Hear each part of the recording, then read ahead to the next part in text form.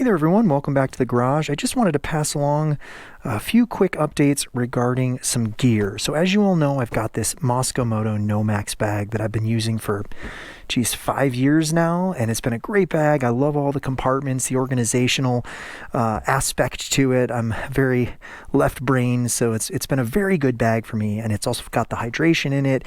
It gives me places to put my in-reaches and my various quick draw things, like if I need to grab a snack. However, last summer, I took this bag on the new bike, the Ibex, up to Colorado, and I found that I just kept bumping it. It's just a little bit too tall. For whatever reason, the way the tank is set up on the Ibex, even though it's a bigger bike, it feels smaller than my old Himalayan. And so it really started to aggravate me. I kept bumping into this little pouch here, or the hydration tube was kind of sitting here, and I kept bumping into it, and it kept dribbling on me. Now, I also have the Mosko Wildcat 8 backpack, which I do really like. It's a great pack. I like wearing backpacks. It's got the little pouch on the front that I can put my inReach and my various things as well. But what I've discovered about the backpack is, while I do love wearing backpacks, there comes a point when you just kind of want your back free of extra weight. And even though I wore this pack literally on an iron butt saddle sore ride, I wanted something sort of in between.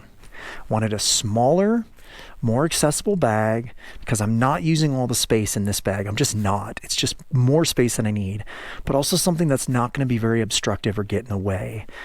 Also, I'm not a fan of the really tall tank bags. There's some ones out there like the Tusk bag, some of these other Mosko bags that they sit like a foot off your tank, and I don't understand how anyone could not be absolutely annoyed by that.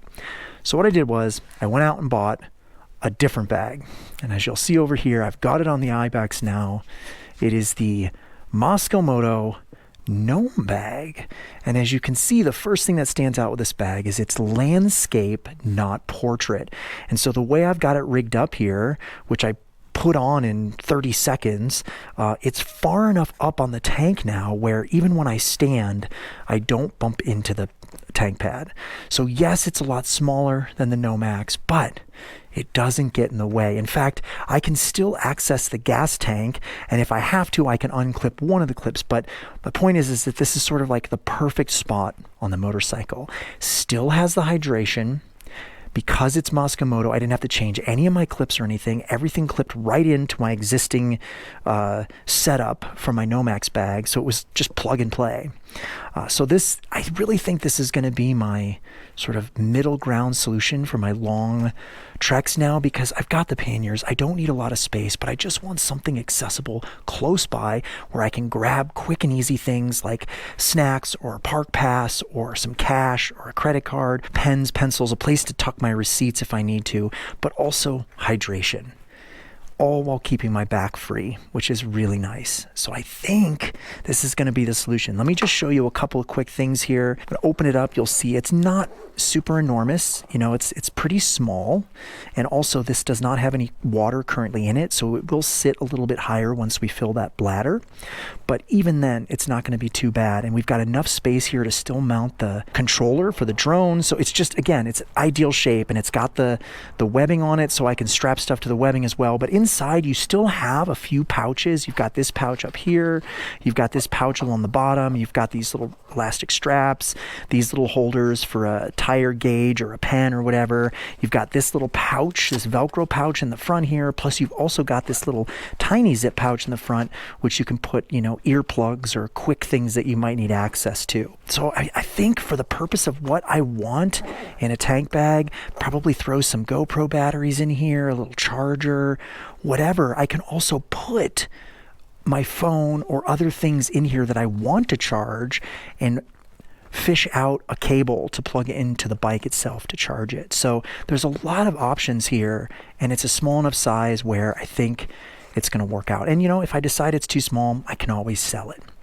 So that's the short of it. One quick thing that's worth noting is Mosko did recently redesign this bag. You'll see that my bag, as I just showed you, it zips along the bottom and opens upward. So, you know, if you've got a lot of stuff sticking up in here, there's a potential it could sort of fall out if this is really slanted, but this opens up. That's the point I'm trying to, the hinge is on the top. Here's where it gets a little funny, is there's 3 different colors for this tank bag, and this is the only one that still opens on the bottom like that. The other 2 colors, which are sort of a khaki color and an all black without the blue accents, opens the other way from the top, and the hinge is on the bottom. So just keep that in mind. I wanted this color because it's black, but also has the blue trims that match the bike. So it's just like it kind of looks nice. It also matches my Nomax bag. It does open to the bottom. So if that's something that you don't want, you'll have to get one of the other 2 colors. And that's it. I just wanted to pass along my first impressions. As you can see too, the straps don't get in the way of my legs. It's just a really nice size. Given how slanted the tank is, I just didn't want something extraordinarily large. Yeah, I'm excited to test it out. And that's it. I guess I'll see you guys in the next video.